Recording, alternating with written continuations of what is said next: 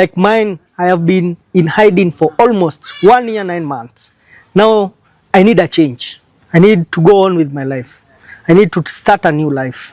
A life that is not about fear. A life that I will do my things.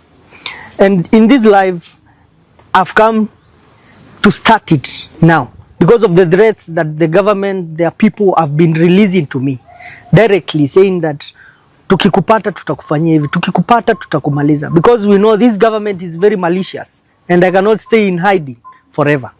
We want to change this country and we cannot change it by hiding. So mimi kama chama nimeamua kuanza maisha mapya, na hii maisha mapya naianza, nimemtafuta Mheshimiwa Babu Owino as my advocate.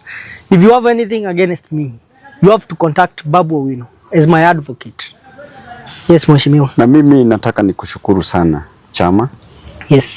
Mr. Speaker sir. Yes sir. Mimi hiyo siku ya Gen Z revolution. Yes. Gen Z protest. Yeah. Hiyo 2024. Yeah. Mimi nilibambika sana na wewe. Siwezi kukudanganya. Mimi nilisema huyu jamaa alienda